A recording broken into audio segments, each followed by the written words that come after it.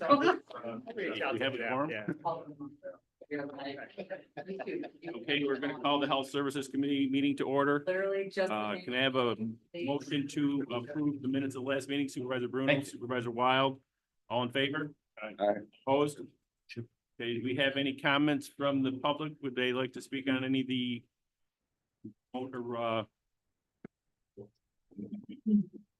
resolutions coming up? No?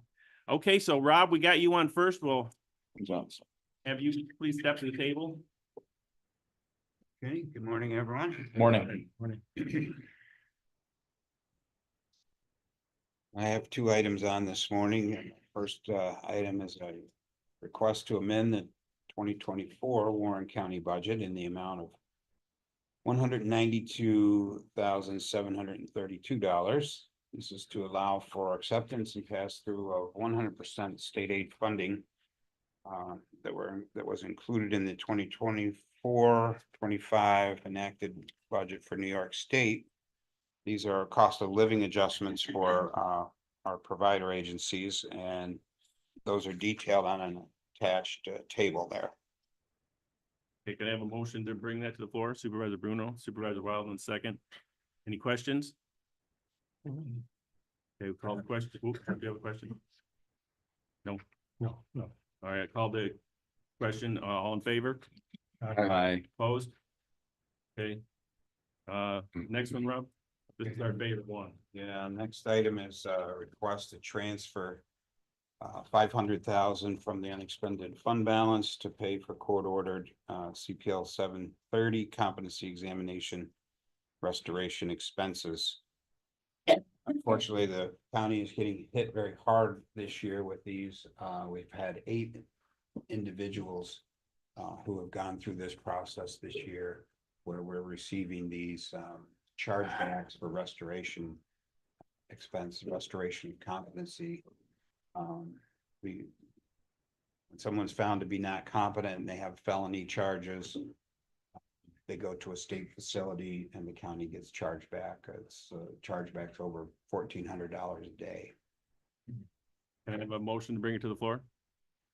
Supervisor Patchett, second Supervisor Bruno. Any questions? Frank? Questions? No. Well, just, it should be stated that we really don't have a say in this. This is state mandated. No. Right. And it's, go ahead, Supervisor. I just wonder who determines the competency or lack thereof?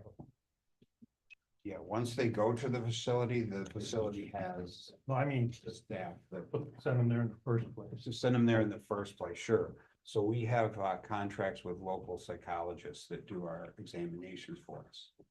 Whenever we receive a court order for one of these examinations, we have to arrange for 2 examinations by a psychologist or a doctor. So it's a court order first, judge or somebody says, hey, you need to see a psychologist. And then that individual determines that they should go to seek more help.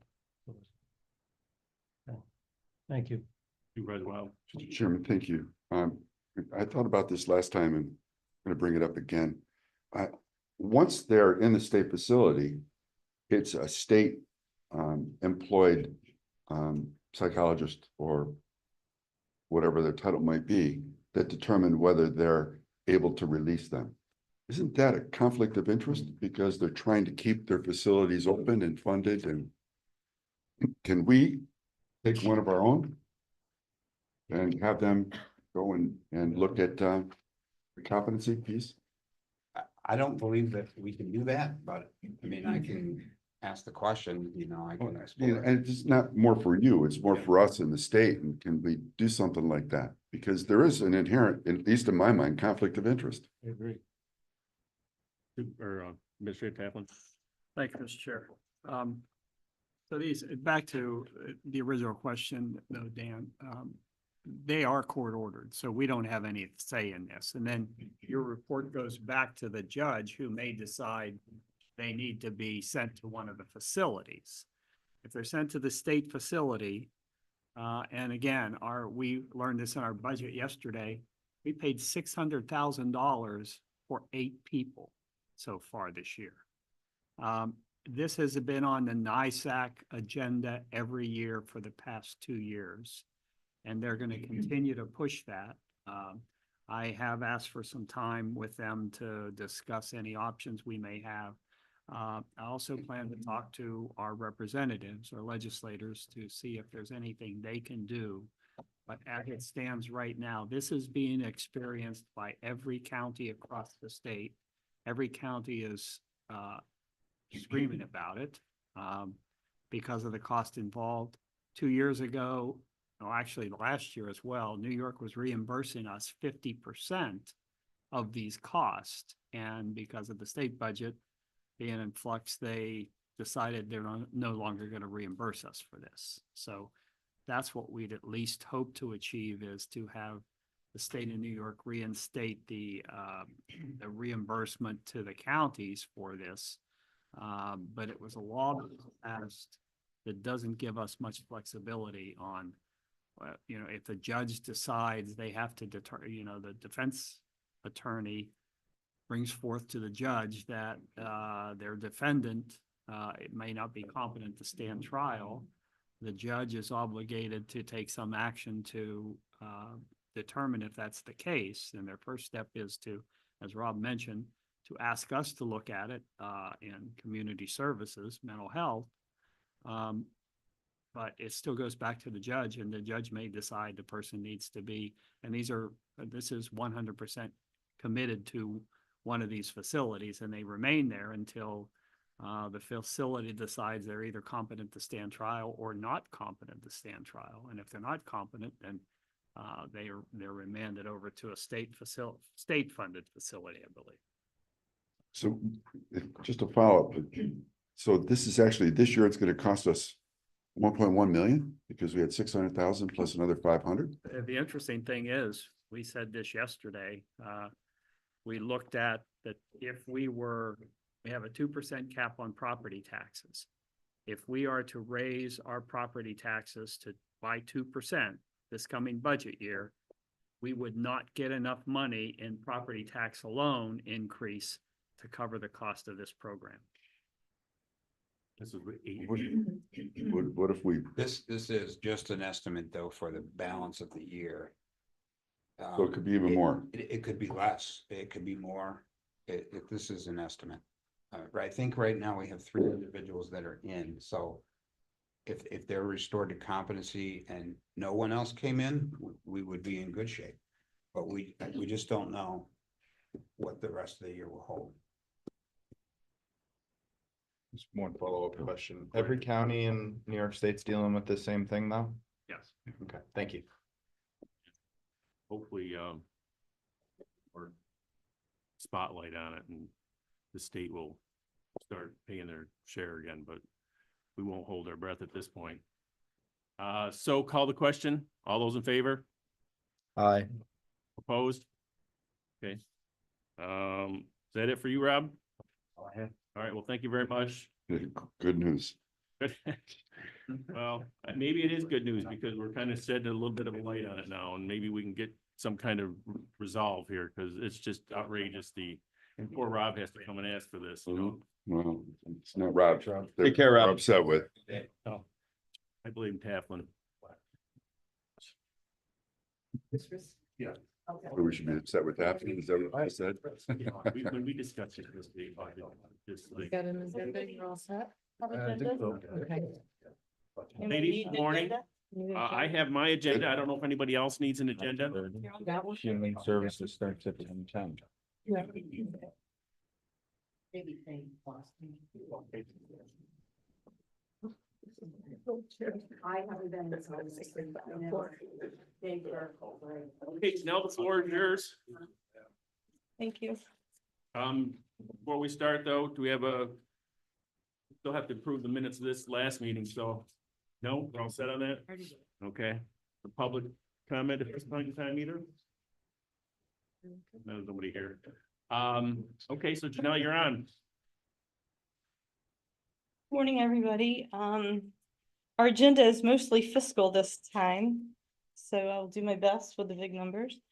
Our first resolution request is to authorize Health Services to renew a contract with the State Health Department and Health Research Incorporation, AKA Health Research HRI, to receive emergency preparedness grant funding in the amount of $52,099 for a period of July 1st, 2024 through June 30th, 2025, and authorize the Board of the Chair or the Chair of the Board of Supervisors in a form approved by the county attorney to receive any additional funding in addition to authorizing future amendments, extensions, annual renewals, which includes like the new grants that we get every year for this program. Current grant ended June 30th of 2024. This funding is the same as last year and covers our emergency response and preparedness activities. Should there be additional funding, which we always hope, grant year extensions, renewals related to the program, we're just looking for that authorization to be able to receive that money through the Board of Supervisors Chair signing. Okay, can I have a motion, Supervisor Wild, second Supervisor Thomas? Any questions? All in favor? Aye. Opposed? Okay, number two. The second resolution request is to authorize Health Services to receive dual settlement funding in the amount of $381,885.14 to go into our deferred revenue account A691.00, which was created by Rob Lynch for vaping outreach and education activities, and to authorize any additional funding should it become available. The New York State Attorney General secured dual settlement funding, and Health Services will utilize this money that was allocated to Warren County for outreach and education in accordance with the settlement requirements. Okay, can I have a motion? Supervisor Wild? Does it make sense to move 2 and 3 together? Yes, okay. Fine. That motion? Question? To move 2 and 3 together? Approved? Sure. I have a question though. Okay. Am I correct to say that Jewel, well, this is working well. Jewel settlement funding is monies allocated by the state to New York, to Warren County? Yes. Okay, thank you. Okay, so motion to bring 2 and 3 to the floor. Supervisor Wild, and who's the second? Supervisor Bruno. Any questions? All right, all in favor? Aye. Opposed? It carries. Okay, Janelle? Okay, the fourth resolution request is to amend the 2024 budget to reflect both revenue and expenses related to the healthcare worker bonus program. We have a special code for that, Health Worker Bonus Program A4196, for an additional $3,229.50. Okay, motion to bring to the floor. Supervisor Thomas, second. Supervisor Bruno. Any questions? Okay, all in favor? Aye. Opposed? Okay, And our fifth resolution request is to transfer funds in our 2024 budget, and I'll let Ton explain that. Attachment 5, our first one is to transfer funds from the family health program, from the preschool program. We have a coordinator that's working in both programs, so I just have to transfer her money's primarily in the preschool program, move it to the family health. That's where our children with special care needs grant is. So we want to make sure the funds are over there to cover that for her fringe and her salary on that. Number 2 is, and number 3, I'm going to kind of put together again the same scenario that we have for another employee that we have not enough that was in the budget for. They picked up health and dental insurance and during the year, so we just have to amend the budget to make sure we have those expenses covered. okay, motion. Supervisor Wild, second. Supervisor Patchit, any questions? Okay, all in favor? Aye. Opposed? Okay, You want to just go into your 2 attachments? Yep, so attachment 6 are the financials as of August 7th. Gives you an idea of where we stand. We had some, it's the end of the quarter, so a lot of grants were added to our revenue, so that was good to see. Our salaries, you'll see that we're at 44.54% of the budget at this time, and last year we were at 57.04. We have hired another new nurse, I think, since our last meeting, so you're going to start to see the regular salaries look more in tune with what we're doing. Our overtime staying fairly consistent with everything, and our part-time has gone down primarily because we don't have like the contact tracers and things that we had to do in the previous years. The other thing to know, attachment 7, is just a comparison of last year at this time to this year. Gives you an idea of where we are, a little bit above in the revenues, which is good. Our expenses are a little bit down, primarily in the contractuals, our 400s. Again, I think some of that is also catching up with some invoices that we are getting. Preschool tends to be most of our expenses regarding that. Equipment is not very much at this point this year. We haven't gotten a lot yet that we've needed. And, employee fringe is what it is related to the salaries that is just slightly up by a little over $1,300. Okay, thank you. Does anyone have any questions for Tom?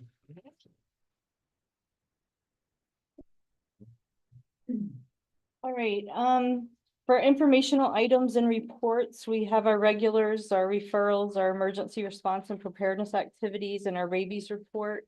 I included a copy of our rabies clinic schedule. Our next clinic is going to be at the Chester Firehouse on Route 8, September 14th from 10 in the morning to 12.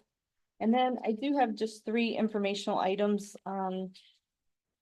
Women, Infant and Children's Program, also known as WIC, celebrated World Breastfeeding Awareness Week from August 5th through 9th, in addition to the 50th anniversary of WIC, also in August. Our WIC program offered an event for participants and families on August 6th, and we're very appreciative of our WIC staff for the valuable services they provide and for the services provided by our affiliated organizations who also participated in the event.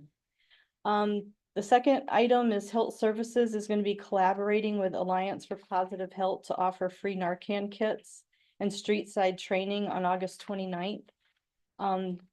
The distribution sites I've listed there, there's going to be one at Community Action from 10 to 12, one at the Salvation Army from 12:30 to 2:30, and then Warrensburg Health Center's been confirmed, and that's from 3 to 5. We'll just be in the parking lot there looking for a lot of foot traffic. And in addition, we're going to be planning a Narcan kit distribution day on the first week of the fall semester at SUNY Adirondack. So we're excited about that. And then in September or earlier, fingers crossed, Health Services is hoping to hear if we will be receiving a $10,000 grant from the Governor's Traffic Safety Committee for a child passenger car seat safety program. It's a mouthful. Health Services recognizes that child safety seats reduce the risk of fatal injury by 71% when used correctly. If funding secured, we're going to be addressing the issue by sponsoring child passenger car seat checks, instituting low-income child safety seat distribution, and also offering community education. So we're excited about that and hopeful that we'll get the funding.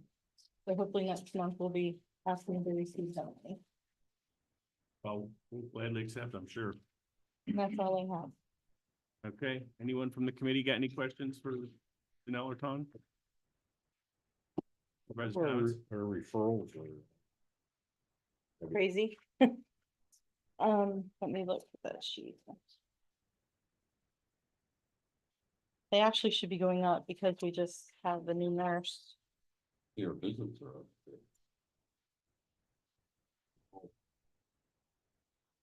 So not being referred as one. what that shows is we're receiving less referrals. And part of that is due to less nurses, but we do have more nurses now, but the cases are more complex. And we also have had vacations and things that happen. And so we might have 6 nurses, 2 are still in training, but are pretty independent at this point. But for a long time, we had 4, and then we had 1 on medical leave. So we weren't able to accept as many referrals. Because when you accept a referral, technically you should be seeing them within 24 to 48 hours. I think the new standard has become within a week. That our agency has been standing to, just because of all the agencies being short-staffed, and the state's fully aware of that. And we prioritize who needs to be seen first. But a lot of the other agencies are even taking 2 to 3 weeks to get in. So as we get more nurses. Well, we are full staff now, so we have our 6. But as they're fully trained, Okay. our visits are definitely up. We might be able to receive more referrals, but we did see a dip because we were 2 nurses down. Yes. Where is the origin of a referral? Is that from a doctor's office to Warren County, or could you So- shed a little light? Our home care agency serves skilled nursing care needs. It's not like private duty or anything. It's 24/7 or anything like that. We go in for a specific dressing change or this, that, or whatever. And we can get the referrals from a patient, a doctor, a hospital, a rehab, a skilled nursing facility, but typically not the skilled nursing facility unless the person's being discharged and from a rehab. So. Got it. So sometimes it just might be somebody that's in need. Yeah, most of the time it's doctor, hospital, or rehab. Okay. But, I mean, can be an individual, like, we might get a case with a family that lives down south in the winter that comes here in the summer. And they might have an ongoing need or something, and then they might reach out to us, and then we have to hook them into healthcare to make sure we're meeting all the regulations for a home visit. Those referrals are income based. Is that in terms of the payment that for the individual? We don't discriminate. There is some free care that we provide. We have to provide a certain amount of free care, but most of the people have insurance. Okay. Do you remember the split, Hon? A lot are Medicare. We have a small percentage of Medicaid. And then we have some private commercial, and then we have people that are out of pocket. Thank you for the education on that. Problem. It was a little bit of an education for me too. The one thing too is just to note that there is a shortage of therapists. So we haven't been able to also accept a lot of the referrals if they need a lot. of That's a their good point. therapy. We have definitely 4 in our home care, 1 OT, occupational therapy, 2 physical therapists, and a speech therapist. The PT is the one that's the biggest one. But again, if she gets a referral and it's for therapy, and we don't have a therapist that can take on that case. But we're having that problem with both the children and the adults getting therapists. That's been an ongoing issue trying to improve. So we're working on this stuff. So if you know anybody, you know, Send them our way. yeah. So I'm just curious about the revenue versus expense, right? Or how close are we to breaking even? Not even. Not, we used to, when we were the only Cha in town, because we took the good, the bad, and the ugly. We don't, trying to think of a nice way, we don't turn people away. Okay. And a lot of times we're gap fillers, filling the gap for the people that need us most, that maybe the other agencies aren't available to take. So sometimes those are the ones that don't have the quick fix. The way the current rate is, if you're able to heal the person within 30 days, you get an enhanced rate, and then that second 30 days, they drop the rate. A lot of people that live in very remote areas that might be very elderly without a big support system, neighbor base, family base, don't have a lot of support. They're probably not going to be better than they were pre-broken hip or pre-illness if they have other comorbidities. But we would take on a case like that. That's usually a little bit more expensive, but we're also not turning our back on those people. So just a follow-up question, then these programs are supplemented by the county to make it balanced, to balance the budget. Thank you. Okay, any other questions? Anyone from the public have anything they'd like to bring to the board? Okay, without, motion to adjourn. By Bruno, by Patrick second, all in favor, Aye. opposed? Carried.